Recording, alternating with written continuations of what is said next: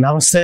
మనతో doctor Kannaganti Ramesh terrorism మీద, అదేవిధంగా ప్రపంచవ్యాప్తంగా ఉగ్రవాదం ఏ విధంగా ఉంది, దానికి నిరోధం ఏంటి అనే వాటి మీద అనేక పిహెచ్డీలు కానీ విజిట్స్ కానీ చేసిన వ్యక్తి డాక్టర్ కన్నగంటి రమేష్.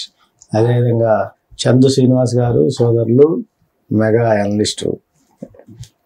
వీరిని అడిగి ప్రస్తుత పరిస్థితి, భారతదేశం పాక్ యొక్క పరిస్థితి, నిన్న ప్రధానమంత్రి నరేంద్ర మోడీ గారు మాట్లాడిన తర్వాత భారతదేశానికి పాకిస్తాన్కి మధ్య అసలు ఎటువంటి సంబంధాలతో ముందుకు పోతూ ఉన్నాయి అనే అంశాల మీద మనం తెలుసుకుందాం.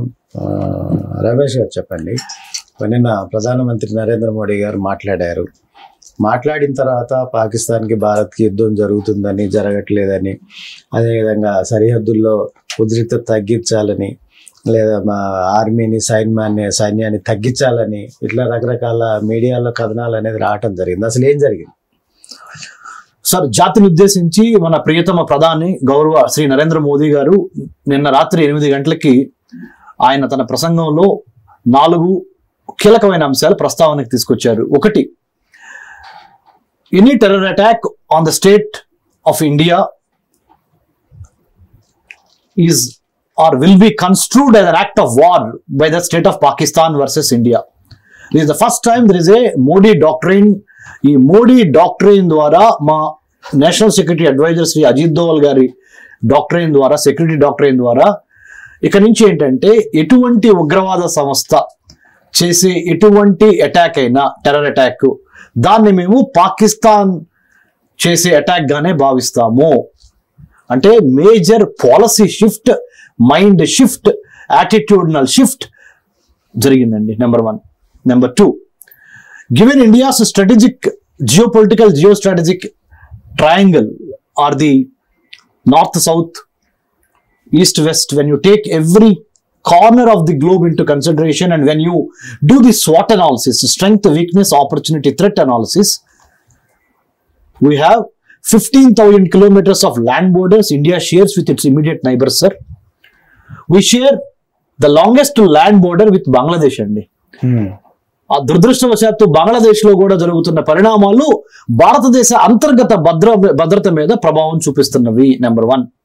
Number 2, the second longest border line we share with China, 3,488 కిలోమీటర్లు అండి. దాన్ని లైన్ ఆఫ్ యాక్చువల్ కంట్రోల్ అంటారు సార్. దాని యొక్క పరిణామం కూడా భారత్ మీద ఉంటుందండి. 3వ అతిపెద్ద border we share with Pakistan, 3,323 కిలోమీటర్ల యొక్క ఇండియా పాకిస్తాన్ బోర్డర్లో 740 కిలోమీటర్లు పాక్ ఆక్యుపైడ్ కాశ్మీర్ కి అవతల, మనం యువతల, మధ్యలో LOC లైన్ ఆఫ్ కంట్రోల్ ఉందండి. ఈ లైన్ ఆఫ్ కంట్రోల్ యొక్క వైశాల్యము 740 కిలోమీటర్లు అండి. తర్వాత నేపాల్తోనూ, భూటాన్తోనూ, మయన్మార్తోనూ, ఆఫ్ఘనిస్తాన్తో కూడా అతి చిన్న ల్యాండ్ బోర్డర్ మనకి 106 నుంచి 108 కిలోమీటర్లు ఉంది. సో మొత్తం మీద భారత్ చుట్టుపక్కల ఉన్న ఆఫ్ఘనిస్తాన్, పాకిస్తాన్, మయన్మార్, నేపాల్, చైనా, పాకిస్తాన్, భూటాన్ ఇవన్నీ కలుపుకుంటే 15,000 కిలోమీటర్లు పైచిలుకు భారత్కి పక్కన ఉన్న ఈ 7 దేశాలకి మన బోర్డర్ సార్. ఈ మాట ఎందుకు చెప్తున్నాను అంటే, మన CJ మీడియా ద్వారా ఈ ప్రోగ్రామ్ని వీక్షిస్తున్న ప్రతి భారతీయుడు, ప్రతి తెలుగు వారి యొక్క మనోభావాల్ని దృష్టిలో పెట్టుకొని, పెహల్గాం టెర్రర్ అటాక్స్ జరిగిన తర్వాత మన వీర వనితల సింధూరాన్ని ఏ విధంగా ఉగ్ర మూకలు కాలరాశాయో దానికి దీటైన జవాబు ఆపరేషన్ సింధూర్ ద్వారా, SINDHOR సింధూర్ అనే మాట నిన్న ప్రధానమంత్రి మోదీ గారు నొక్కి వక్కాడించి ఒక మాట చెప్పారండి. What does it mean? Sindoor, operation Sindoor అని ఎందుకు పేరు పెట్టామంటే, strategic initiative for destructing the devilish forces and also retaliating with overwhelming power అన్నమాట. దాని యొక్క అర్థం పంచభూతాలైన ఉత్పత్తి, తయారీ, రాజకీయ, మ్యారిటైమ్ అంటే సముద్ర, సైబర్ అంటే అంతర్జాల. ఇంగ్లీష్లో చెప్తాను, చాలా ఈజీగా ఉంటుంది. Maritime space of India, manufacturing space of India, political space of India, cyber space of India, service sector space of India, 140 కోట్ల ఆసేతు హిమాచలం, కాశ్మీర్ నుంచి కన్యాకుమారి వరకు ఉన్న ఈ సువిశాల భారతదేశానికి ఈ 5 స్పేసెస్ చాలా పంచభూతాలు లాంటివి సార్.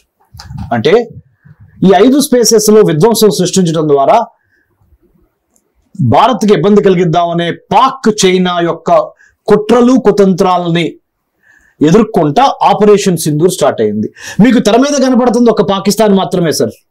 తెర వెనక పాకిస్తాన్ యొక్క వెన్నుపూస చైనా పాకిస్తాన్ ఎకనామిక్ కారిడార్ ద్వారా చైనా ఆపరేట్ చేస్తా దాని యొక్క ప్రపంచ ఆర్థిక జవసత్వాలు ఈ చైనా పాకిస్తాన్ ఎకనామిక్ కారిడార్ ద్వారా పాకిస్తాన్ గుండా ప్రవేశించి పాకిస్తానీ రోడ్డు మార్గం ద్వారా సి మార్గం ద్వారా యూరోపియన్ యూనియన్ లో తన వర్తక వాణిజ్యాలని ఎటువంటి ఇబ్బందులు లేకుండా చేసుకోవడాన్ని పాకిస్తాన్ ని ఉపయోగించుకుంటుంది చైనా. ఓకే చందు, చెప్పండి. నిన్న ప్రధానమంత్రి గారు మాట్లాడటం జరిగింది. పహల్గామ్ తర్వాత జరిగిన పరిస్థితులు, పాకిస్తాన్ భారతదేశం యొక్క యుద్ధానికి సంబంధించిన అంశంలో భారతదేశాన్ని అదేవిధంగా ఇతర దేశాల గురించి ప్రధానమంత్రి నరేంద్ర మోడీ గారు మాట్లాడిన తర్వాత పాకిస్తాన్కి భారతదేశానికి మధ్య సరిహద్దుల్లో ఉద్రిక్తత తగ్గించాలని, అదేవిధంగా సైన్యాన్ని తగ్గించాలని, యుద్ధం వైపు కాకుండా తగ్గింపు దిశగా ముందుకు పోవాలనే దాంట్లో కొన్ని కండిషన్స్ పెట్టామనే దాంట్లో ఒక కథనాలు అనేవి ఎక్కువగా జరిగినాయి. అంటే ఏ విధంగా ముందుకు పోవాలి? డెఫినెట్గా అంటే దేశం ముఖ్యం. దేశం తర్వాత మనమైనా ఎవరైనా. డాక్టర్ బిఆర్ అంబేద్కర్ గారు ఏం చెప్పారు అంటే రాజ్యాంగం రాసేటప్పుడు 2 సంవత్సరాలు 11 నెలలు 18 రోజులు చాలా సుదీర్ఘమైన అంశాలు ఇట్లాంటి పరిస్థితులు వస్తాయని చెప్పి ముందే ఊహించి చాలా we are Indians, first Indians, last మన ఇండియన్స్, తర్వాత ఏదైనా. అటువంటిది స్వతంత్రం వచ్చి 7 దశాబ్దాలు దాటిన తర్వాత కూడా మన గాలి పీల్చుకుంటా, మన భూమిలోకి చొరబడి, మన తిండి తింటా, మన దేశం మీదే దాడి చేయడానికి ప్రయత్నం చేస్తే చూస్తా ఊరుకోవడానికి అప్పుడు భారతదేశం కాదు, సరికొత్త భారతదేశం. ఆయన కూడా మోదీ గారు నిన్న మాట్లాడిందంట సూటిగా, స్ట్రైట్గా, శుతిమెత్తంగా హెచ్చరిస్తూ చెప్పాడు, మీరు దొంగ దెబ్బ తీయాలనుకున్నారు, మీ గుండెల మీద మేము కొట్టామన్నారు. 9 స్థావరాల మీద ఏకైక దాడి. ఇప్పుడు తన మిత్రుడు చెప్పినట్టుగా ఏప్రిల్ 22 పహల్గామ్లో మన తోటి ఫ్యామిలీ మెంబర్స్ని బట్టలు ఎప్పదీసి మీరు హిందువులు అని చెప్పి తెలుసుకొని చంపటం ఏదైతే ఉందో ఆ రోజు నుంచి ఆయన నిద్రపోలే మోదీ గారికి ఆయన సొంత ఇల్లు లేదు, సొంత కుటుంబం లేదు. ఈ దేశమే 140 కోట్ల మంది జనాభానే తన కుటుంబంగా భావించే వ్యక్తి. దశాబ్దంలో ఎటువంటి ఉగ్రవాద కార్యకలాపాలు వస్తే ఏం చేశారో మనం చూసాం.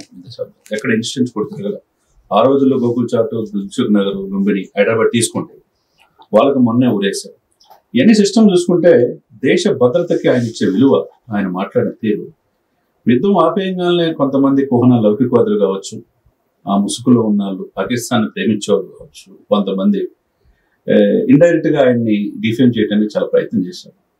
ఆయన్ని, విక్రమ్ మిస్త్రీ గారిని, వీళ్ళందరినీ చాలా దారుణమైన ట్రోల్ చేశారు. అంటే యుద్ధం చేయాలా, అక్కడికి వెళ్తే ఎవరైతే ట్రోల్ చేసేవాళ్ళు, విమర్శించేవాళ్ళు, అక్కడ బార్డర్ లోకి వెళ్ళి -°C చేయమని. వాళ్ళు ఇండియన్స్ అనే ఉంది, దొంగ ఐడియాలు కావచ్చుగా, వాళ్ళు ఎక్కడి నుంచైనా కావచ్చు. చాలా మంది ఉన్నారు, హైదరాబాద్ తో సహా, మహారాష్ట్ర, బంగ్లాదేశ్ అన్ని చూసుకుంటా ఉంటాయి. ఇది ఈ యొక్క వెస్ట్ బెంగాల్ లో చూసుకుంటే అటువంటి వాళ్ళు వచ్చి ఎప్పటి నుంచో ఉండిపోయారు ఇక్కడ.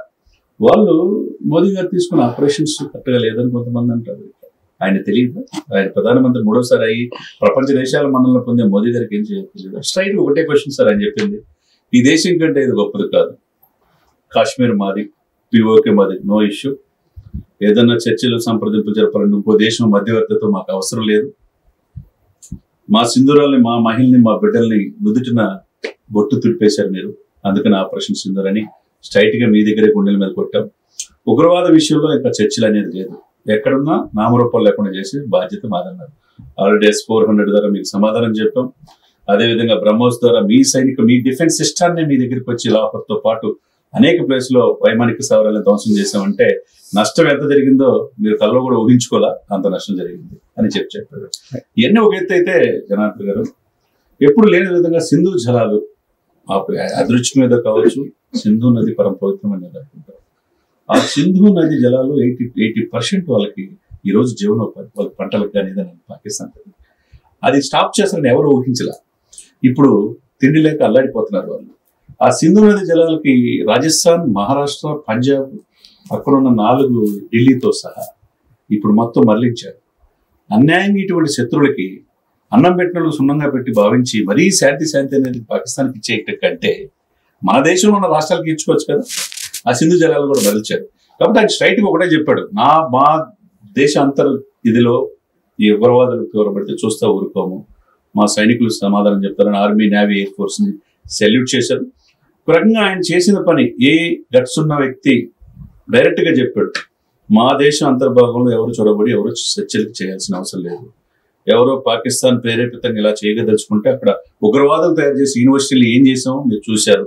ఇంకెందుకంటే ప్రపంచానికి సమాధానం చెప్పాల్సిన అవసరం లేదు. ఓకే రమేష్ గారు చెప్పండి, ఇప్పుడు ఏదైతే రెండు దేశాల మధ్య హాట్ లైన్ చర్చలు జరిగినాయి, ఆ సందర్భంగా భారత్ ఎటువంటి కండిషన్స్ పెట్టి? Director General of Military Operations of India and Pakistan, they have had the opportunity of interacting with over hotline, sir. మీరు చెప్పినట్టుగా దాంట్లో ఒకటి క్లిస్టర్ క్లియర్గా మన DGMO ఫ్రమ్ ఇండియా అంటే director general of military operations త్రివిధ దళాల యొక్క ఆ కూటమి ఒక మాట చెప్పింది, ఒకటే మాట, మీరు కాల్పుల ఒప్పందం జరిగింది, ఇది విరమణ చేయమని, కాల్పులు విరమణ చేయమని ఒప్పందం జరిగింది, దాన్ని మీరు తూచా తప్పకుండా పాటించకుండా మీరు ఉల్లంఘించి కాల్పులు చేస్తున్నారు. కాబట్టి disproportionate use of force by India you are going to witness. అంటే మీరు ఒక దెబ్బ కొడితే మేము 10 దెబ్బలు కొడటానికి రెడీగా ఉన్నాము, ఈసారి మేము మాటలతో కాదు చేతులతో కొట్టి చూపిస్తాము అని అది క్రిస్టల్ క్లియర్గా వాళ్ళకి చెప్పారు. ఇంకోటి ఏం చెప్పారంటే, మా దగ్గర మీరే తప్పు చేశారు అనటానికి సంబంధించిన ఎవిడెన్స్ ప్రతిదీ మా దగ్గర ఉంది. Visual intelligence, imagery intelligence, human intelligence, satellite intelligence, అన్ని రకాల ఇంటెలిజెన్స్ని మేము క్రోడీకరించుకొని పెట్టుకున్నాము. మీరు దీన్ని ఎస్కేప్ చేయలేరు. నెంబర్ 2. నెంబర్ 3 అన్నిటికీ ముఖ్యంగా చెప్పింది ఏంటంటే, మీరు ప్రేరేపించిన ఏ ఉగ్రవాద సంస్థ మా మీద దాడి చేసినా దాన్ని మేము ఉగ్రవాద దాడిగా పరిగణించము. ఇక నుంచి మీ దేశం మా దేశం మీద దండయాత్ర చేసిందిగానే పరిగణించి దానికి ధీటైన జవాబు ఇవ్వటమే కొత్త రకం నవభారత్, యువ భారత్ 21వ శతాబ్దంలో మీరు చూడబోతున్నారు. మొన్నటి వరకు మీరు ఏం చేసి తప్పించుకున్నారు? ఆ ఉగ్రవాద సంస్థలతో మాకు లింకులు ఎక్కడున్నాయి చూపించండి అనే ఒక కారణంతో తప్పించుకున్నారు. ఆ ఉగ్రవాద సంస్థలకి మాకు సంబంధం లేదని తప్పించుకున్నారు. ఆ ఉగ్రవాదుల్ని మేము ఎంతో పెంచి పోషిస్తాము, మా దేశం మీద కూడా చాలా దాడులు జరుగుతున్నాయి కదా అని చెప్పి తప్పించుకున్నారు. ఇప్పుడు ఏమి చల్లవేక. ఎందుకంటే ఒసామా బిన్ లాడెన్ వేరే దేశంలో పుట్టబడలా, మీ దేశంలోనే ఉన్నాడు. హఫీజ్ సయ్యద్ వేరే దేశంలో కూర్చొని మైకుల్లో మాట్లాడట్లా, మీ దేశంలోనే ఉన్నాడు. మౌలానా మసూర్ అజాద్ మీ దేశంలోనే ఉన్నాడు. జైషే మొహమ్మద్, లష్కర్ ఈ తైబా, మన సిమి లేదా Tehreek e Taliban, al Qaeda, you name any terrorist organization in the world, they have the roots in Pakistan. మీ పాకిస్తాన్ యొక్క రక్షణ మంత్రి స్వయంగా 41 సంవత్సరాల నుంచి మేము అమెరికా చెప్పినట్టింట ముజాహిద్దీల్ని తయారు చేసి ఆఫ్ఘనిస్తాన్లో ఉన్న సోవియట్ సైన్యానికి వ్యతిరేకంగా వాడి దాని తర్వాత ఉసామా బిన్ లాడెన్కి సంబంధించి కూడా మేము పనిచేసాము అని స్వయంగా మీ పాక్ రక్షణ శాఖ మంత్రి చెప్పిన తర్వాత ఇంతకన్నా ఇంకొక సాక్ష్యం ఏమన్నా అవసరమా మనకి? పహల్గా దాడుల తర్వాత జరిగిన వాటికి సంబంధించి కూడా 100 మంది ఉగ్రవాదులు చనిపోతే వాళ్ళ అంత్యక్రియలు అధికారికంగా పాకిస్తాన్ మంచి మాట చెప్పారండి Chandu Janardhan sir. Being a senior journalist, I think you have timely added this value to the audience whoever is watching this program. Yes, Chandu Janardhan sir చెప్పినట్టుగా నేను మర్చిపోయాను చెప్పడం, అది స్వయంగా పాకిస్తాన్ సీనియర్ మిలిటరీ వాళ్ళు యూనిఫామ్ లో ఆ టెర్రరిస్ట్ హతం అయితే మొన్న పెహల్గామ్ దాడికి మన ప్రతిదాడి చేసి టెర్రరిస్టులను హతం చేసిన వాళ్ళల్లో వీళ్ళు కూడా నుంచొని మౌనం పాటించారు. అధికార లాంఛనాలతో వాళ్ళకి చేశారు. అంటే బ్రదర్ చందు శ్రీనివాస్ ఇంకెంతకన్నా అసలు ఏమన్నా కావాలా? మీ రక్షణ శాఖ మంత్రి చెబుతున్నాడు, మీరు స్వయంగా పాల్గొంచుకుంటున్నారు మీ సైన్యము, ఇంకెంతకన్నా ప్రపంచానికి ఇంకేమైనా ఎవిడెన్స్ కావాలా? ఇది sir, this is what we have to now. కాకపోతే కొన్ని విషయాలు మనం టీవీ ఛానల్లో ఈ ఆర్టిఫిషియల్ ఇంటెలిజెన్స్ యుగంలో మాట్లాడితే విత్ ఇన్ ఏ సెకండ్ లో లార్జ్ లాంగ్వేజ్ మోడల్ ద్వారా మనం మాట్లాడుతున్న తెలుగును కూడా తర్జుమా చేసుకొని వేరే దేశాలు దాన్ని ఇంటెలిజెన్స్ గా ఉపయోగించుకునే అవకాశం ఉంది. కాబట్టి చాలా తక్కువ పరిమితంగా మాట్లాడటమే మంచి పద్ధతిని నేను లోతులకు వెళ్ళట్లేదు సార్. 15 సంవత్సరాల నుంచి మనము ఈ దేశ రక్షణ మీద, ఉగ్రవాదం మీద మనం చేసిన పరిశోధన మీకు తెలుసు సార్. ఓకే చందు చెప్పండి. అవి చెప్పినట్టుగా రమేష్ గారు చెప్పినట్టుగా దేశం కోసమే మన ఆర్మీ, నేవీ, ఎయిర్ ఫోర్స్ అందరూ కూడా కాపాడుతున్నారు. 32,87,263 చదరపు కిలోమీటర్లు విస్తీర్ణం, గొప్ప దేశం. అటువంటిది మనం ఎప్పుడు కూడా గాంధీ సిద్ధాంతాలు పాటిస్తుంటాం. అదే సమయంలో పద్దాకల గాంధీ గారి లాగా ఒక చెప్ప కొడితే చెప్ప చూపించుకునే పరిస్థితి పోయింది. పవన్ కళ్యాణ్ గారు చెప్పారు, ఎవరైతే పాకిస్తాన్ ప్రేమించాలంటే వెళ్ళిపోండి, దేశం వదిలిపెట్టారు. సరే, సూడో సెక్యులరిజం అంటారా, కొంతమంది ఏదో అనుకుంటారో, ప్రకాష్ రాజులు అంటారు, అంటే సిపి నారాయణలు అంటారు, తర్వాత సాయి పల్లవి, సమంత, వీళ్ళు ఐడెంటిటీ క్రైసిస్ ఏమో తెలియదు కానీ ఈ దేశంలో ఉంటా, ఈ సమయంలో యుద్ధం ఏంటి, సింధు జలాలు ఆపటం ఏంటి అని చెప్తారు. ఈ సందర్భంగా ఇటువంటి వాళ్ళు ఎవరైతే దేశ ప్రధాని చెప్పింది మనం వినాల. ప్రతిపక్ష రాహుల్ గాంధీ గారు అంటారు, మిగతా ఖర్గే అంటారు కూడా ఆయన బాటలో వెళ్ళారు. ఈరోజు దేశం కోసం ఆయన పనిచేస్తాడు. దేశం గురించి ప్రేమ లేని వాళ్ళు పాకిస్తాన్ ప్రేమించేవాళ్ళు ఇక్కడ అవసరంలా. ఎప్పుడు లేని విధంగా ఓవైసీ బ్రదర్స్ ఆయన పాకిస్తాన్ డౌన్ అని చెప్పేసి వాళ్ళంతా ఒక్కొక్కటి వెళ్తా లేపేమని చెప్పారు. అసలు 2 రాష్ట్రాల్లో ఎప్పుడు లేని విధంగా 2 రాష్ట్రాలే కాకుండా 29 రాష్ట్రాల్లో ఈ రాష్ట్ర ముఖ్యమంత్రి రేవంత్ రెడ్డి గారు తీసుకున్న చొరవ ఎవరు తీసుకోవాలి? హ్యాట్సాప్ చెప్పాలా. ఆయన కాంగ్రెస్ పార్టీ ఉన్నా దేవంలో లాస్ట్ మంత్ 22 జరిగినప్పుడు ఆయన క్యాండిల్ ర్యాలీ చేసేసి వాళ్ళకి ఆత్మకి శాంతి కలగాలని కోరుకున్నారు. ఇమీడియట్ గా సంతాప దినాలు ప్రకటించాడు. మళ్ళా మొన్న కూడా ఈ మళ్ళా 9వ తారీఖు ఆపరేషన్ సింధూర్ జరిగిన తర్వాత 7వ తారీఖు సింధూర్ జరిగిన తర్వాత మొత్తం సెక్రటరియట్ ఎంప్లాయీస్ తో సహా ఎంటైర్ పర్సన్స్ మొత్తం కూడా నెక్లెస్ రోడ్ లో ర్యాలీ చేశారు. ఉగ్రవాద మూలాలు ఉంటే అసలు ఈ యొక్క భూమి మీద ఉండడానికి వీల్లేదు. అది మనకు కావాల్సింది. పార్టీలు ఖచ్చితంగా ఎలక్షన్ అంటే ఎలక్షన్ టైంలో ఉండాలి తప్పితే ముందు దేశ భద్రత ముఖ్యమండి. అదే సమయంలో జనార్దన్ గారు బ్రహ్మోస్, నిజంగా బ్రహ్మాస్త్రం 3700 కిలోమీటర్ల సూపర్ సోనిక్ తో దద్దమ్మడికి అమెరికాలో ఉన్న స్థావరాలు లేపేశారు. మొత్తం తులాతలకు అయిపోయింది. తర్వాత బ్రహ్మోస్ 2 వర్షన్ తీసుకొస్తున్నారు. అది దాదాపుగా 5,900 కిలోమీటర్లు అయితే సూపర్ సోనిక్. అది మొన్నే రాజ్నాథ్ సింగ్ వర్చువల్ లో యోగి ఆదిత్యనాథ్ యూపీలో లక్నోలో స్టార్ట్ చేశారు. అంటే మనం మేక్ ఇన్ ఇండియా కూడా ఇక్కడ రష్యా భారతదేశంతో అది DRDO, defence and research development organisation తయారు చేస్తుంది. మనం దేనికి తీసుకోం. మేక్ ఇన్ ఇండియా కూడా చూపిస్తా ఉంటున్నారు. చైనాకి సంబంధించిన PL-15 క్షిపణినే లేపేసాం మనం. పెద్ద లక్ష్యం కాదు. ఇక్కడ భారతదేశానికి ఇంత ఉందా అనేది ఇప్పటికి కానీ చాలా మంది తెలియలా. ఇంత పోరాడగలదండి. నాట్ ఓన్లీ పాకిస్తానే కాదు, పాకిస్తాన్ లాంటి కొంతమంది ఉగ్రవాదాన్ని ప్రేరేపించి అనేక దేశాలకు ఒక హెచ్చరిక. భారతదేశం దేనికి తీసుకోదు, ఎవరినైనా కొట్టగలదనే సామర్థ్యం. భారతదేశానికి ముఖ్యమైన అంశాలు 2గా మనం చూస్తా ఉన్నాం. ప్రధానంగా POK గాని, రెండోది భారతదేశం మీద మొదటి నుంచి అనేక సందర్భాల్లో ఉగ్రవాద దాడులకు ప్రేరేపించిన ఒక లిస్టు కూడా ఆల్రెడీ గతంలోనే ఐక్యరాజ్య సమితికి భారత ప్రభుత్వం ఇచ్చింది, కోరింది, డిమాండ్ చేసింది. ముంబై దాడుల్లో దావూద్ ఇబ్రహీం దగ్గర నుంచి మొన్న జరిగిన పహల్గామ్ దాడులకు సంబంధించిన దాకా వెనక నుంచి ఎవరెవరైతే ఈ కార్యక్రమాలు ప్రోత్సహించారో, పాల్గొన్నారో, దానికి సంబంధించి నిర్వహించారో అని చెప్పి అడిగింది గతంలో. ఇప్పుడు ప్రధానమంత్రి నేరుగా దాన్ని పాకిస్తానే బాధ్యత వహించాలని కూడా చెప్తా ఉన్నారు. ఇప్పుడు ఈ నేరస్తులందరినీ భారతదేశానికి అప్పచెప్పే పరిస్థితి ఉందా అసలు? మీరు మంచి క్వశ్చన్ అడిగారండి. అప్పచెప్పాల్సిన టైం వచ్చింది. బ్రదర్ చెప్పినట్టుగా POK, this is right time POK మనం తీసేసుకోవడానికి. అదే సమయంలో మన దేశ ఉనికి మీద కొట్టి ఇప్పుడు జైషే మహమ్మద్ చీఫ్ ఉన్నాడు, మొన్న ఆయన పేరేంటండి, మసూద్ అజార్ కి స్వయంగా బ్రదరే ఉగ్రవాద దాడిలో చనిపోయాడు.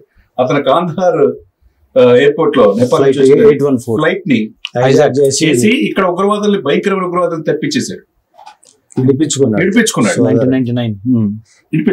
అటువంటి వ్యక్తుల్ని మీరు అన్నట్టు ఆయన మాట్లాడేటప్పుడు ఉగ్రవాదాలు తయారు చేసే యూనివర్సిటీస్ పాకిస్తాన్ లో ఉన్నాయన్నారు. లిస్ట్ అంతా మీరు ఐక్యరాజ్య సమితి ఇచ్చారు. తర్వాత IMF దగ్గరికి నిర్మలా సీతారామన్ ఫండ్స్ ఇవ్వద్దు, వీళ్ళు ఉగ్రవాదాలు పెంచి పోషిస్తున్నారు అన్నారు. కూడా కాకపోతే ఇక్కడ ఏంటంటే వెనకుండి నడిపిస్తుంది చైనా లాంటి కొన్ని దేశాలు. అదేవిధంగా అమెరికా కూడా పెంచి పోషించింది ఒకప్పుడు ఆయుధాలు అమ్ముకొని. ఆయన ఏమంటాడు, ఇరు దేశాలకు హెచ్చరిక చేశాను, యుద్ధం విరమింపు చేశారు అంటాడు. అసలు ఈయనెవరు చెప్పడానికి? ట్రంప్ చెప్పితే ఈయన అంత ఉందా అంటే, మోదీ గారి వ్యూహం ఎక్కడ కూడా సైనిక దళాల త్రివిధ దళాల మీటింగ్ లో కానీ, మోదీ గారి ప్రెస్ లో కానీ ఎక్కడ ట్రంప్ చెప్పాడు మేము యుద్ధం విరమించాం, కాల్పులు విరమించామని చెప్పలా. మన రూల్ మనం పాటించాం, అంతేగాని ఎవరు వాళ్ళు ట్వీట్ చేసుకుంటారు తప్పితే. మీరన్నట్టు సార్, ఐక్యరాజ్య సమితిలో భద్రతా మండలిలో ఈ రెండింటిలో ఎవరైతే లిస్ట్ ఇచ్చారో వాళ్ళని ముందు ఈ చర్చలు జరిగే సమయంలోనే భారతదేశానికి అప్పగించారు. వాళ్ళ వల్ల సైనికులు 800 మంది చనిపోయారు, కామన్ పీపుల్ 600 మంది చనిపోయారు. అంటే 1400 మంది చనిపోయారు. 800 మంది క్షతగాతులై కాళ్ళు చేతులు పోగొట్టుకున్నారు. వీళ్ళ కోసం మేము పోగొట్టుకోవాలా? కాబట్టి దేశ భద్రత ముఖ్యం కదా. మీరు ఎక్కడి నుంచి వచ్చారు, ఎక్కడ ఏనాలి? కాశ్మీర్లో నిరంతరం ఎంతమందిని, కాశ్మీర్ పండితులు లక్షల మందిని మీరు పైకి పంపించారు కదా. నిన్న కూడా కరాచీలో ఉగ్రవాదులు ర్యాలీ చేసినట్టుగా కొన్ని వీడియోలు చూసాం. చేస్తారు ర్యాలీ, అంటే ఉగ్రవాదులు బహిరంగ రోడ్ల మీద ర్యాలీ నిర్వహించారు. ఒకటి సార్, ఇక్కడ మహిళలని చూడకుండా మహిళల ముందు భర్తలు చంపేస్తే మనం ఏం చేస్తాం? అదే మహిళని Qureshi, Sofia Qureshi, she belongs to Gujarat. Gujarat వాళ్ళ తాత కాడి నుంచి, వాళ్ళ నాన్న కాడి నుంచి, వాళ్ళ భర్త కాడి నుంచి ఆర్మీలోనే ఉన్నారు. ఆమె లీడ్ చేస్తుంది. 18 మెంబర్స్ పూణేలో జరిగితే దానికి నేతృత్వం ఇచ్చింది అంతర్జాతీయం. ఆమెను ముందు పెట్టారు ఆపరేషన్ సుందరికి.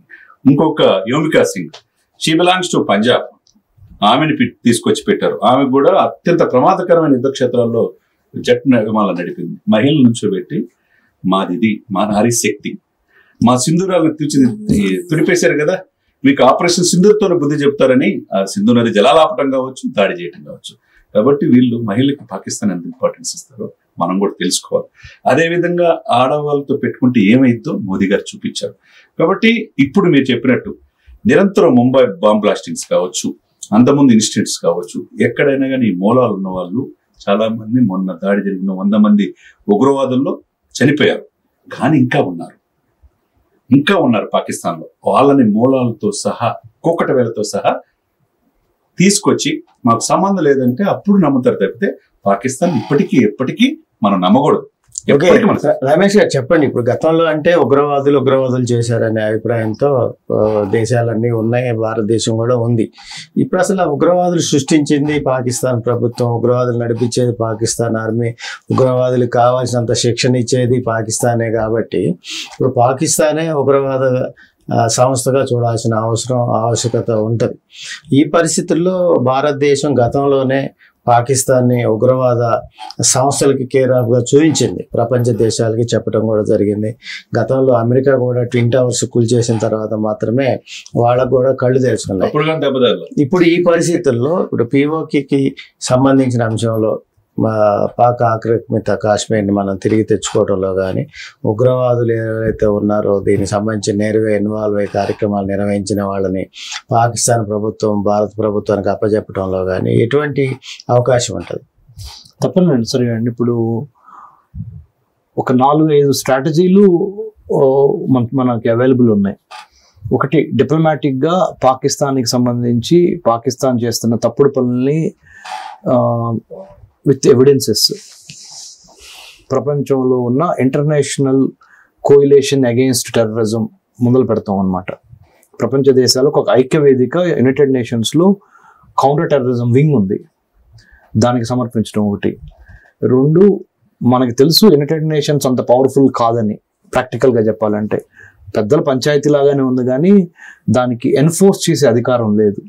అది ఒక వాలంటరీ వ్యవస్థగానే ఉంది కానీ మ్యాండేటరీగా లేదు. అంటే గతంలో వీళ్ళలో కొంతమందిని ప్రపంచ స్థాయి ఉగ్రవాదులుగా గుర్తించిన పరిస్థితి ఉంది కదా, తర్వాత పాకిస్తాన్ దాన్ని కూడా ఒప్పుకుని అప్పచెప్పలేదు కదా. అదే పాకిస్తాన్ తన వేసిని మెండి చేసుకోపోవటం మూలానే ఇన్ ద రీసెంట్ పాస్ట్ అమెరికాకి సంబంధించిన చాలా నిధులు, గ్రాంట్స్ కానీ మిలిటరీ ఎయిడ్ కానీ కట్ చేశారు ఇంత ముందర ప్రభుత్వం కూడా పాకిస్తాన్కి. ఇప్పుడు కూడా పాకిస్తాన్ మీద అంత సదభిప్రాయం డొనాల్డ్ ట్రంప్కి ఏం లేదు. కాకపోతే రష్యా కదలికల్ని గమనించటానికి పాకిస్తాన్ని వాడుకోవటం అనేది ఒకటి స్ట్రాటజిక్గా ఒకటి ఇంపార్టెంట్. అందుకనే వాళ్ళు పాకిస్తాన్ చెప్పిన మాటని కొద్దిగా వాళ్ళు వింటుంది. రెండోది, చైనా వైపు నుంచి ఆలోచించినప్పుడు చైనాకి పాకిస్తాన్ ద్వారా ఆర్థిక నడవడిక ఏదో ఉందో అంటే ఎకనామిక్ కారిడార్ అంటారు, సిపెక్, చైనా పాకిస్తాన్ ఎకనామిక్ కారిడార్. దాని మూలాన పాకిస్తాన్ని వాళ్ళని ఎంగేజ్ చేయాల్సి వస్తుంది చైనా. ఈ 2 కారణాలు లేకపోతే పాకిస్తాన్ ఆటోమేటిక్గా కుప్పకూలిపోద్ది. ఆ 2 కారణాలు ఏవైతే ఉన్నాయో ఆ 2 కారణాలను మనం అర్థం చేసుకొని వ్యూహాత్మకంగా ఆ 2 కారణాలకి మనం సమాధానం చెప్పగలిగాం అనుకోండి, అంటే if India is in a position to help Americans and Chinese, అంటే ఎటువంటి లాభాన్ని ఆశించి పాకిస్తాన్కి సహాయం చేస్తున్నాయో అమెరికా కానీ చైనా కానీ, ఆ 2 లాభాలని మనం ఇండియా ద్వారా ఇవ్వగలిగితే పాకిస్తాన్తో పూర్తిగా సంబంధాలు కట్ అయిపోతాయి అమెరికాకి చైనాకి. తద్వారా పాకిస్తాను తనంతట తానే కూలిపోద్ది. Pakistani civil society is also against Pakistan. ఇప్పుడు సెల్ఫ్ గోల్ వేసుకుంటారు, బ్రదర్ చందు చెప్పినట్టు సెల్ఫ్ గోల్ వేసుకునే అవకాశం ఉంది. ఇంకోటి ఏంటంటే సార్, ప్రపంచంలో మీరు అన్ని విప్లవాలు చూడండి, ఏ విప్లవం అయినా దానికి మూలం ఎక్కడ ఉంటుందంటే food insecurity, water insecurity, employment insecurity, health insecurity, self esteem, ఆత్మాభిమానం దెబ్బతింటాం. ఈ 5టిని ఆ ప్రభుత్వం ఏదైతే ప్రభుత్వం ఉందో ఆ దేశంలో ఆ ప్రభుత్వం ఈ 5టిని అడ్రస్ చేయలేకపోతే ఆటోమేటిక్గా ప్రజలు ఆ దేశానికి సంబంధించిన రాజరిక వ్యవస్థ కానివ్వండి, ప్రజాస్వామ్య వ్యవస్థ కానీ దాన్ని కుప్పగొలుస్తారు. సో పాకిస్తాను స్లోగా ఆ దిశగా ప్రయాణం చేస్తుంది. దానికి సంబంధించి మనం ఏం చేయాలంటే, బ్రదర్ చందు నేనేమంటున్నానంటే, ఒకటి military reaction to Pahalgam attack, రెండోది డిప్లొమాటిక్ రియాక్షన్, ద్వైపాక్షిక సంబంధాల్లో భాగంగా దౌత్య సంబంధాలని రెండోది. అది అంటే ఇంకా సంబంధాలు అవసరమా? పాకిస్తాన్తో అవసరం లేదు, ప్రపంచానికి తెలియజేయడానికి జయశంకర్ లాంటి వాళ్ళు ఉన్నారు, అంటే ఇండియన్ ఫారెన్ సర్వీస్ ఆఫీసర్స్ చాలా ఒక టీమ్ గా ఏర్పడి ప్రపంచానికి ముందలకి ఈ పాకిస్తాన్ చేస్తున్న వాటిని పెడతాం అనేది అదొక సెపరేట్ టీం అన్నమాట. ఇంకొక టీం ఏంటంటే మన military team, army, navy, air force కలిసి పాకిస్తాన్ కి ఇటుకతోనే జవాబు చెప్పటం. ఇది రెండో స్ట్రాటజీ. మూడో స్ట్రాటజీ ఏంటంటే పాకిస్తాన్కి సంబంధించి ఎవరైతే మిత్ర దేశాలుగా ఉన్నారో వాళ్ళని కూడా అర్థం చేసుకొని, వాళ్ళు పాకిస్తాన్ మీద ఎందుకు డిపెండ్ అవుతున్నారో అర్థం చేసుకొని అది మనం ఇచ్చే స్టేజ్లోకి తెచ్చుకోవటం ద్వారా ఇక పాకిస్తాన్కి వాళ్ళకి ఎటువంటి, పాకిస్తాన్కి భారతదేశానికి పిఓకేనే కదా ప్రధానమైన విభేదం, గొడవ, ముఖ్యమైన కారణాలు.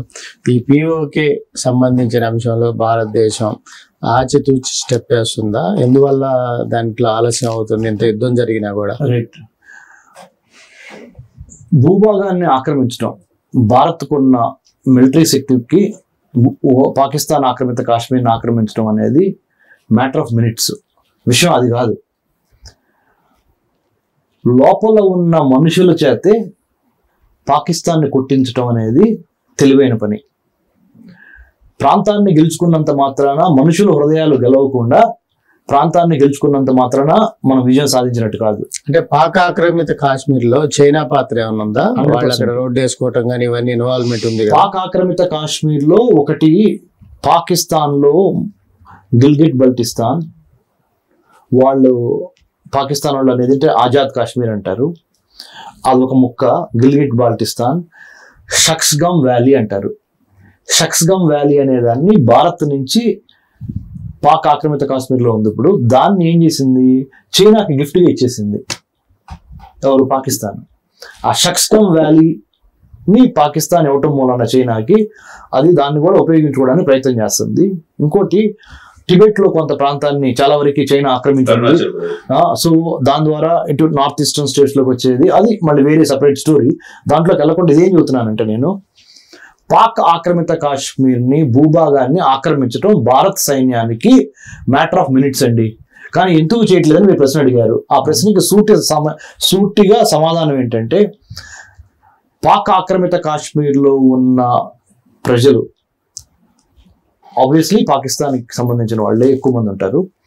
అందుట్లో కొంతమంది పాకిస్తాన్ అంటే పన్నాళ్ళు కూడా ఉన్నారు. మళ్ళీ అంటే ఎక్కువ మంది పాకిస్తాన్ వైపు సానుభూతి ఉన్నారు, ఎక్కువ మంది వాళ్ళే ఉన్నారు. కొంతమంది పాకిస్తాన్ లో కలవకుండా వచ్చేద్దామన్నాను ఇది అభిప్రాయంతో ఉన్నవాళ్ళు కూడా ఉన్నారు.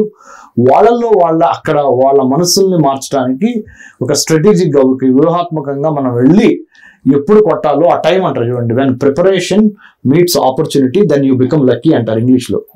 మీ ప్రిపరేషను అవకాశం రెండు కలిసినప్పుడు యూ బికమ్ లక్కీ. అవకాశం ఉంటుంది, మీ ప్రిపరేషన్ లేదనుకోండి ఫెయిల్ అవుతారు, ప్రిపరేషన్ ఉంది అవకాశం లేదనుకోండి అయినా ఫెయిల్ అవుతారు. రెండు కలపటమే చాణక్య నీతి. దానికోసమే వెయిట్ చేస్తున్నాం తప్పితే మిలిటరీ పరంగా మైట్ ఉపయోగించి పాక్ ఆక్రమిత కాశ్మీర్ని తిరిగి అఖండ భారత్లో కలపటం అనేది నిమిషాల మీద పని. ఏ బ్రదర్? చెప్పండి. ఆక్రమిత కాశ్మీర్ నేను ఒకటి దాంట్లో నిపుణుడు కాబట్టి ప్రజల ఉదయాల్ని గెలవడం అంత ఈజీగా కాదు కాదు కాదు. ఇప్పుడు భారతదేశం చేసిన దానికి అక్కడ ఎక్కడ కూడా పాకిస్తాన్ ప్రజలు చనిపోలే, ఓన్లీ ఉగ్రవాదులే చనిపోయారు. ఈ యొక్క పిఓకే బోర్డర్ లో మొత్తం కూడా ఈ ఉగ్రవాద స్థావరాలు ఉన్నాయి. దీంతో పాటు చైనా పెంచి పోషిస్తుంది. చైనా వాళ్ళకి కావాల్సింది వాళ్ళు ఏంటంటే వాళ్ళ యొక్క వ్యాపారాలు ఇది చేసుకోవాలా, పోర్టులు స్వాధీనం చేసుకోవాలా, ఇది చేసుకోవాలా, సపోర్ట్ చేసినట్టుగా ఉంటారు. వాళ్ళ ఆయుధాలు ఇది చేసుకుంటా ఉంచుకుంటారు. అది చైనా చేసిన అట్లా చూసిన మార్కెట్ భారత్ కదా పెద్దది. ఇప్పుడు చైనా ఆచితూచి స్టెప్స్ వేస్తుంది. ఇప్పుడు నిన్న మార్కెట్ లో చూసుకుంటే స్టాక్ మార్కెట్ ఊహించిన విధంగా పెరిగిపోయింది. సాయంత్రం మోదీ గారు మాట్లాడిన తర్వాత అక్కడ మొత్తం స్టాక్ మార్కెట్ ఎంత ఉన్నది ఇంత పతనాలు అయిపోయింది. ఏటీఎంల దగ్గర బ్యాంకుల దగ్గర డబ్బులు లేని కూడా పరిస్థితి, జలాలు వాటర్ లేని పరిస్థితి. ఒక బ్రెడ్ కొనుక్కోవాలి 20 రూపాయల నుంచి 100 రూపాయలు, వాటర్ బాటిల్ 100 రూపాయలు, టమాటాలు 15 రూపాయల నుంచి 150 రూపాయలు కొనుక్కునే పరిస్థితి. ఈ పరిస్థితి భారతదేశంలో ఉందంటే fastest growing economic country in the world. 5 trillion వ్యవస్థకి భారతదేశం వెళ్తుంది. అది చూసి వ్యవహరించాలా. అక్కడ ప్రజలు మనల్ని పొందాలా. వాళ్ళంతటా వాళ్ళ అంతర్యుద్ధంలో ఇప్పుడు స్టార్ట్ అయింది. మన మీద ఒకరు దాడి చేయలేదే భారతీయులు, మనం వంటి శత్రువులు కాదు, ఉగ్రవాదులు మాత్రం ఏరేస్తున్నారనే భావన వాళ్ళకి కలిగింది. అందుకని బలూచిస్తాన్ ఆర్మీ కూడా అక్కడ this is the right time, భారతదేశం చేస్తుంది కరెక్ట్ అని 6 పట్టణాలు స్వాధీనం చేసుకుని పాకిస్తాన్ జెండా తీసి వాళ్ళ జెండాలు ఎగరేసేసుకున్నారు. వాళ్ళకి ఎందుకంటే 40% ప్రకటించుకున్నారు. 44% భూభాగం వాళ్ళదే. కానీ విద్యపరంగా ఆరోగ్యపరంగా వాళ్ళని ఎప్పుడు చిన్నచూపు చూస్తుంటారు పాకిస్తాన్. అక్కడ ఆ పార్టీలు బలూచిస్తాన్ ఇప్పుడు ఏంటి, దిస్ ఈస్ రైట్ టైం అని వాళ్ళు కొంత భాగం ఇది చేసుకున్నారు. ప్రజల్లో వ్యతిరేకత వచ్చింది. ఉగ్రవాదులు ఏంటంటే పెంచి పోషిస్తుంది. దానివల్ల వాళ్ళు చేసుకున్న పనికి వాళ్ళు దహించుకుపోతున్నారు. ఎవరు చేయాల్సిన అవసరం సెల్ఫ్ కూడా పాకిస్తాన్ పరిస్థితుంది. కాబట్టి ప్రజలు డెఫినెట్ గా అక్కడ ఇచ్చేసుకుంటారు. ఈ రోజు కాకపోయినా రేపైనా. ఇక్కడ మీరు గమనించండి, గతంలో మనం అందరూ కూడా ఏమనుకుంటారు, చైనా పాకిస్తాన్కి వెన్నెముక నడిపిస్తుంది అంటారు. కానీ ఈసారి స్టెప్ తీసుకుంది అమెరికా తీసుకుంది. అంటే చైనా ప్లేస్ లో పాకిస్తాన్ కి అండగా అమెరికా వచ్చిందని భావించాలా, లేకపోతే పాకిస్తాన్ మార్కెట్ ని కావాలనుకుని అమెరికా కోరుకుంటుందా, లేదంటే చైనా భారత్ మార్కెట్ ని మొదటి నుంచి కోరుకుంటుంది, ఆర్థిక వ్యవస్థ కలిసిపోవాలని కోరుకుంటుంది, వ్యాపార సంబంధాలు పెంచుకోవాలని కోరుకుంటుంది చైనా. అంటే చైనాకి అమెరికాకి రెండు కలిపి మైండ్ గేమ్ ఆ సారాంశం. ఇక్కడ నేనేమంటానంటే కరెక్టే, ఈ రెండు దేశాలు కూడా సుపీరియర్ మెంటాలిటీ ఉంటాయి. చైనా మొదటి నుంచి కూడా భారతదేశం మీరు అన్నట్టు ఇందాక రమేష్ బ్రదర్ చెప్పినట్టుగా అరుణాచల్ ప్రదేశ్ లో టిబెటన్ ఇది కావచ్చు, వాళ్ళంతా అక్కడి నుంచి వచ్చి భారతదేశ రక్షణ ఎందుకు కోరుకుంటున్నారు? చైనా నుంచి వచ్చేసి దళైలామా లాంటి వాళ్ళు కూడా మన దేశంలో ఆలోచించుకోవాలి. అదే సమయంలో ఎక్కువ ఈ భూభాగాన్ని ఆక్రమించుకోవడం, చైనాలో ఉన్న జనాభా కంటే భారతదేశం ఇప్పుడు పెరిగిపోయింది. ఒకప్పుడు యూత్ అంతా చైనాలో వ్యాపారాలు చేసుకుంటారు. ఇప్పుడు యూత్ మొత్తం భారతదేశం ఉంది. ఇది తట్టుకోలేకపోతుంది. అదొకటి ఆర్థికంగా ఫాస్టెస్ట్ గ్రోయింగ్ వెళ్ళిపోతుంది. ప్రపంచం ఎప్పుడైనా శాసించే వ్యవస్థ భారతదేశం ఉంటుంది. ఏదో ఒకటి అలర్జీ చేయాలా, ఏదో ఒకటి ఇచ్చేయాలా, డిస్టర్బెన్స్ చేయాలా, వ్యవస్థని నిర్వీర్యం చేయాలని బాగా ఉండాలి. ఇప్పుడు కరెక్ట్ గా ఈ చర్చ జరుగుతున్న సమయంలో మీరు అన్నట్టు ఒకవైపు అమెరికా కాదు చైనా సపోర్ట్ అనేది యూహించిన విధంగా ట్రంప్ నేనే ఇది చేశానని అన్నాడు. అంటే అవకాశం చైనా ఇది ఈ టైంలో టర్కీ, ఇరాన్ మాత్రమే సపోర్ట్ చేస్తుంది. టర్కీ యొక్క సంబంధించిన ఏదైతే డ్రోన్లు పంపించిందని మనం చూసాం. అదే సమయంలో టర్కీతో పాటు చైనా కూడా సపోర్ట్ ఎప్పుడైంది, అమెరికా ఎంటర్ అయినప్పుడు ఈ చర్చల్లో ఈ కాల్పులు విరమణ చేయండి, సామాన్యులు ఎలా అయిపోతున్నారు, భారతదేశం వదిలిపెట్టేట్టు షిప్ కూడా చూసాం. అదే సమయంలో చైనా మేమున్నాం పాకిస్తాన్ అనక అంది. అదే సమయంలో ఎంటర్ అయింది. కాబట్టి ఈ అవకాశం చైనాకి ఎందుకు ఇవ్వాలని చెప్పి ఇంకో స్టెప్ ముందుకేసి ఈ వీళ్ళిద్దరి మధ్య నేనే ఇది చేశానని చెప్పి ట్రంప్ ఆ యొక్క ఏమంటారు ట్రంప్ ఆ క్రెడిట్ తీసుకోవాలని చూశాడు. ఇక్కడ టర్కీకి తీవ్రమైన భూకంపం వచ్చినప్పుడు 2 యుద్ధ విమానాల్లో దానికి కావాల్సిన మందులు, తర్వాత గోధుమలు, రైస్, తర్వాత డాక్టర్ని అక్కడ వెళ్ళి కాపాడింది ఎవరండి? హ్యూమానిటేరియన్ అసిస్టెన్స్ మనమే, భారతీయులు. అది కూడా తెలుసుకోకుండా టర్కీ వాళ్ళు దారుణంగా పాకిస్తాన్ మర్చిపోయింది. చెప్పండి. ఎందుకంటే టర్కీలో ఎరోద్గాన్ అనే ఒక నాయకుడు ఎవరైతే ఉన్నారో ఆ Erdogan Islamic fundamental, Islamic right wing, Islamic extremist ఐడియాలజీకి సంబంధించిన దాన్ని నేను పాపులరైజ్ చేస్తానని చెప్తా, దాన్ని భుజం మీద వేసుకొని I am the champion to voice your opinions in the entire world అని తనకు తానుగా ప్రకటించుకొని ఇస్లాంలో ఎక్స్ట్రీమిస్ట్ ఐడియాలజీస్ ఉన్న వాళ్ళని బ్రదర్ ఈయన పెంచి పోషిస్తా వాళ్ళ దగ్గర నుంచి ఫండింగ్ తీసుకుంటా. అసలు యాక్చువల్గా Turkey is very very modern Islamic country. Kemal Ataturk తో భారత్ కి మంచి అవినాభావ సంబంధం ఉంది. నేను టర్కీ వాళ్ళతో కలిసి ఇజ్రాయెల్లో ఉన్నప్పుడు నా రూమ్మేట్స్ టర్కీ వాళ్ళకి భారత్ అన్నా భారతదేశ సంస్కృతి అన్నా చాలా ఇష్టం. షూటింగ్ లో కూడా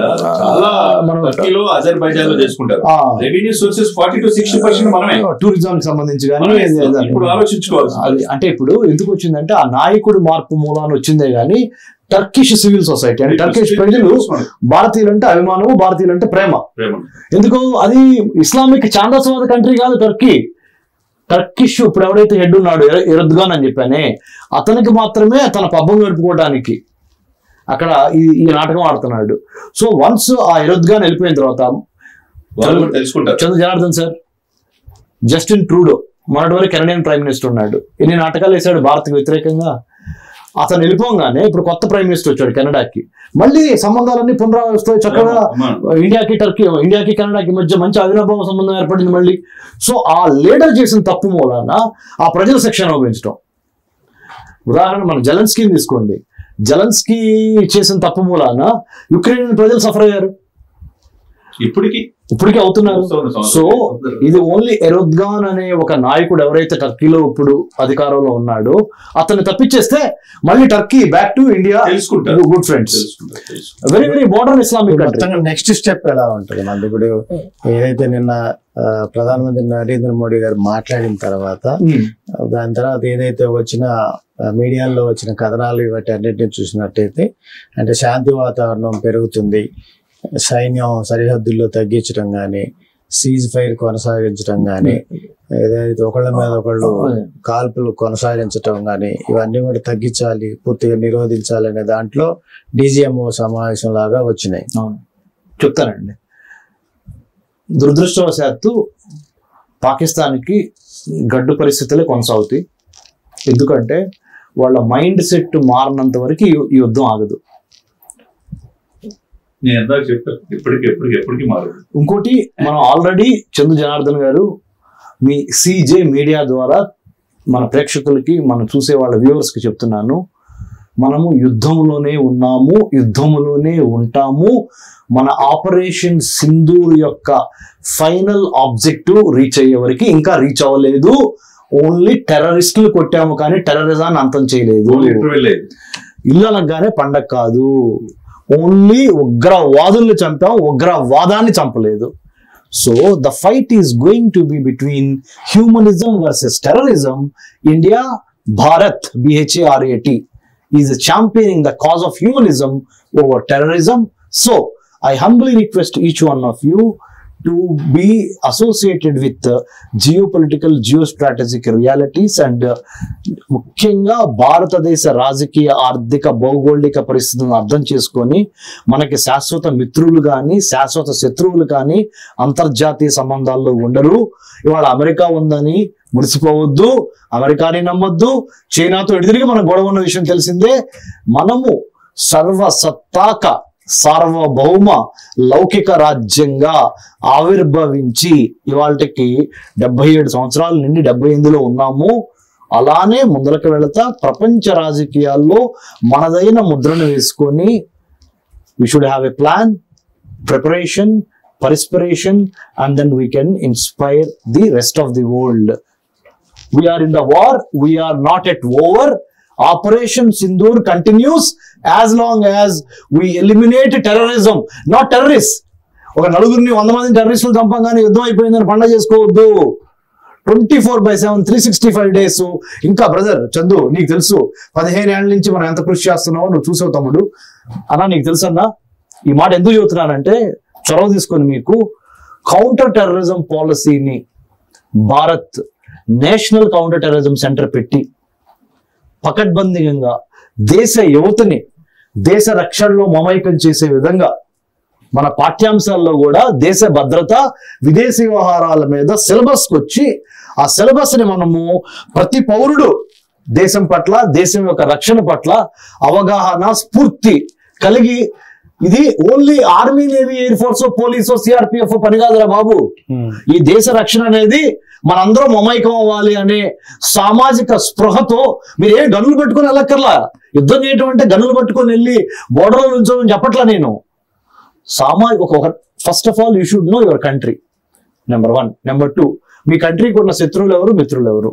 number 2. Number 3, manufacturing, service sector space, political space, maritime space, cyber space లో మనం ఏ విధంగా భారతీయ సైన్యానికి సహాయం చేయగలము అనే దాంట్లో బీటెక్ అయినా, బీకామ్ అయినా, బిఎస్సి అయినా, ఎంఎస్సి అయినా, నువ్వు లాయర్ అయినా, డాక్టర్ అయినా, యాక్టర్ అయినా, అయితే ఇంకొకటి జర్నలిస్ట్ అయినా, మనందరము మన భరతమాత ముద్దు బిడ్డలము. 2వ ప్రపంచ సంగ్రామ యుద్ధంగా దీన్ని మనం భావించి 2047 వికసిత్ భారత్ లోపల చైనాని ఎదుర్కోవటానికి సంబంధించిన ప్రతి పనిని మనము మనస వాచ కర్మణ చేయాలి. శాంతి సమయంలోనే యుద్ధానికి సిద్ధం అవ్వాలి.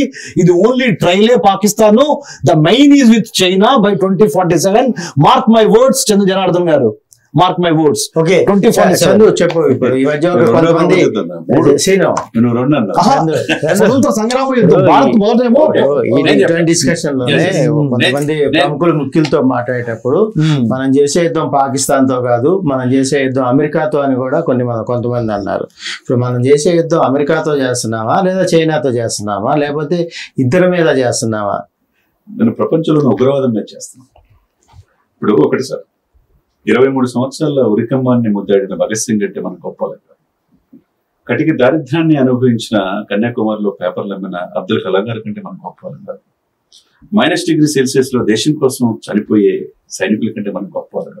నిన్నగాక మొన్న 25 సంవత్సరాలకే పెళ్లి కాకుండానే చనిపోయిన మురళీ నాయక్ కంటే మన గొప్ప లెక్క.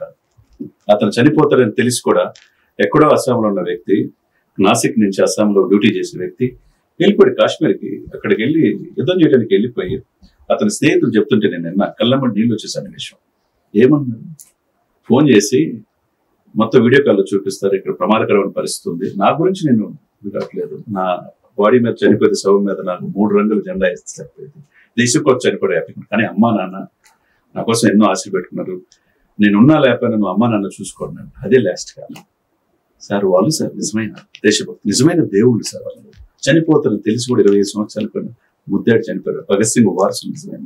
వాళ్ళ అమ్మ నాన్న ఎక్కడో ఉపాధి లేక ముంబైలో బియ్యం అమ్ముకొని కష్టపడి తన బిడ్డని చేసుకుంటే అగ్నివీర్ ద్వారా ఉద్యోగులు ఎదిరాడు 2.5 సంవత్సరాల క్రితం. అతను చనిపోవాల్సిన అవసరం, దేశం కోసం చనిపోయాడు. అతను పవన్ కళ్యాణ్ అభిమానం అంటారు. వాళ్ళ నాన్న ఏమన్నాడు తెలుసారే, పవన్ కళ్యాణ్ గారు వచ్చారు, లేదు సెల్యూట్ చేయమంటున్నాడు తండ్రి. అంటే అంత తప్పించి దేశం, అతని కంటే దేశం మీద అభిమానంతో ఆయన వెళ్ళిపోయి అటువంటి వాళ్ళు ఎంతమంది చనిపోయారు. వాళ్ళ కుటుంబాలకు మనం ఏం పురస్కారం. ఇటు ఉగ్రవాదుల్ని చైనా పోషిస్తుందా, అమెరికా చేస్తుందా కాదు. మనకి ఉగ్రవాదం ఎక్కడున్న ఉగ్రవాదులు అతి ప్రమాదకరం. ప్రపంచవ్యాప్తంగా వాళ్ళని ఎలిమినేట్ చేయాల్సిన అవసరం ఉంది. ఎవరు చేయలేని ధైర్యాన్ని ఇప్పుడు భారతదేశం తీసుకుంది. ఆర్మీ, నేవీ, డిఫెన్స్ అంటే త్రివిధ దళాలు ఒక్కటై సంఘటితమై ప్రపంచానికి ఒక మెసేజ్ ఇచ్చింది. ఉగ్రవాదాలు ఎక్కడున్నా ఈ రోజు భారతదేశంలో ఈ పరిస్థితి వచ్చింది, రేపు మీ దేశంలో ఉన్నట్టు.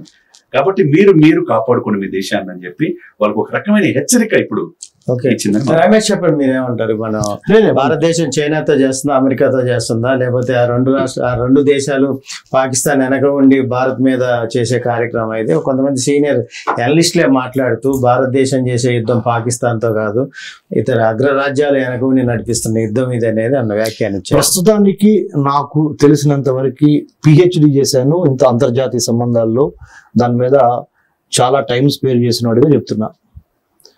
ప్రస్తుతానికి పాకిస్తాన్ వెనక చైనా ఉన్నది కానీ పాకిస్తాన్ వెనక అమెరికా అయితే లేదు. అమెరికా ఆయుధాలు అమ్ముకోవటం, అమెరికా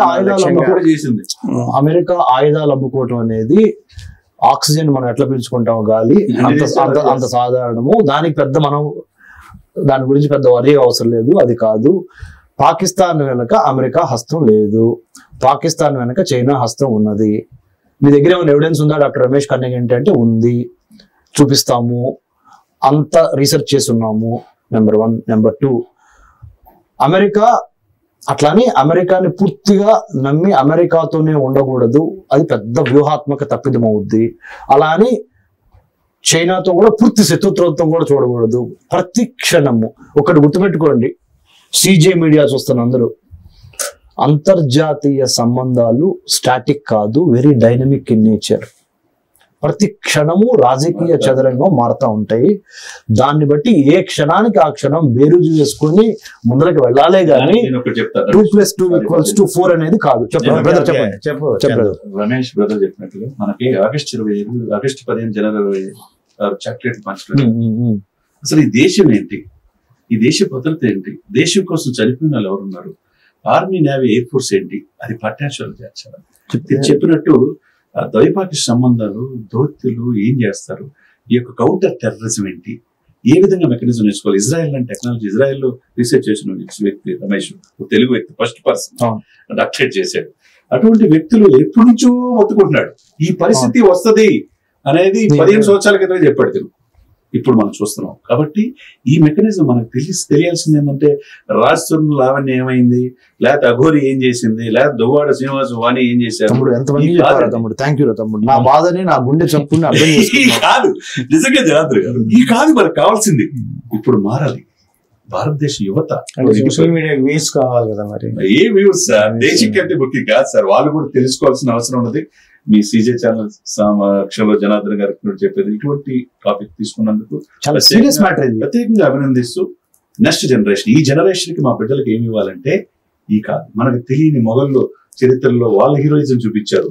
అల్లావుద్దీన్ ఖిల్జీని, తొగ్లక్ని వాళ్ళ హీరోయిజం గా చూపించారు. తప్పుడు రాతలు ఒక కన్నిగంటి హనుమంతు బ్రిటిష్ వాళ్ళని ఉచ్చపోపించాడు పనులు కట్టకపోతే, ఒక పర్వతనేని వీరయ్య చౌదరి, ఒక దుగ్గిరాల గోపాలకృష్ణయ్య, ఒక పొట్టి శ్రీరాములు, ఒక అమరజీవి, వీళ్ళు సార్ అల్లూరి సీతారామరాజు, ఒక ప్రకాశం పంతులు, వీళ్ళు చనిపోయింది ఉరికమ్మని హ్యాపీగా ముద్దాడారు. వాళ్ళకంటే మనం గొప్ప వాళ్ళం కాదు. బట్ అటువంటి దేశంలో ఉన్నందుకు, ఈ గాలి పీల్చుకున్నందుకు, ఈ నేల మీద ఉన్నందుకు హ్యాట్సాప్. ప్రపంచంలో భారతదేశంలో ఉన్న స్వేచ్ఛా స్వతంత్రాలు ఎక్కడ ఉండవు. Article 14, article 21, article 17, right to freedom of expression ఎక్కడ, ఎవ్రీవేర్ ఇన్ ఇండియా అని ఇతర మనోభావాలు దెబ్బతినకుండా మాట్లాడాలా. ప్రతి ఒక్కరు ఉచిత సలహాలు ఇచ్చేవాళ్ళు ఈ దేశంలో ఎక్కువ ఉన్నారు. కాబట్టి దీని మీద ఈ సబ్జెక్టు తను ఎందుకు చెప్తున్నాడు, కౌంటర్ టెర్రరిజం, ఈ మెకానిజం ఎట్లా తెలుసుకోవాలా, భారతదేశం ఇతర దేశాలతో ద్వైపాక్షిక సంబంధాలు ఎలా ఉండాలా, ఎందుకు ఎప్పుడు కంట కనిపెట్టుకుని ఉండాలా, ఎప్పుడు కూడా డేకర్లో నిన్న కూడా మోదీ గారు ఉన్నారు, ఒక కంట కనిపెట్టుకుని ఉంటాం, మా జోలికి వస్తే తాట తీస్తామన్నారు, మీరు ఒక గుండేస్తే మేము మిస్సైల్ వేస్తామన్నాడు. అది గట్స్ ఉండాలా. అటువంటి డైనమిజం ప్రధానమంత్రి ఉంటే మనం చేసుకున్న అదృష్టంగా భావించాలా. ఇక మీద పాఠ్య పుస్తకాల్లో మీరు ఎంతమంది దేశం కోసం చనిపోయారు, మన ఆర్మీ నేవీ ఎయిర్ ఫోర్స్ ఎక్కడ బార్డర్ లో ఉండి ఎందుకు దేశం కోసం పనిచేస్తున్నారు, వాళ్ళ గొప్పతనం ఏంది. ప్రతి ఇంట్లో ఒకటికి ఆర్మీకి పంపిస్తే, ఇద్దరు ఉంటే ఫ్యామిలీలో ఒకటి చనిపోయాడంటే ఒక తండ్రి ఏమన్నాడు, నా బిడ్డను రెండో బిడ్డను కూడా ఆర్మీకి పంపిస్తానన్నారు సార్. కొన్ని రీతిలో దేశం కోసం దేశభక్తి అలా ఉంటుంది సార్. దేశం కంటే మనం గొప్పవాళ్ళం కాదు, భరతమాత కంటే మనం గొప్పవాళ్ళం కాదు. అటువంటి దేశం ఉన్నందుకు హ్యాపీగా ఫీల్ అవ్వాలి. ఈ దేశంలో వ్యతిరేకంగా మాట్లాడే, దేశం వదిలిపెట్టి పాకిస్తాన్ వెళ్తే మీ జీవితం ఎలా ఉంటుందో తెలుసుద్ది. ఓకే శ్రీని గారు, ఇది ఈరోజు చర్చా కార్యక్రమం. చర్చలో పాల్గొన్న డాక్టర్ కనిగంటి రమేష్ గారికి, అదేవిధంగా మెగా అనలిస్ట్ చంద్ర శ్రీనివాస్ గారికి ప్రత్యేక ధన్యవాదాలు తెలుపుతున్నాను. థ్యాంక్ యూ, ధన్యవాదాలు. జై హింద్.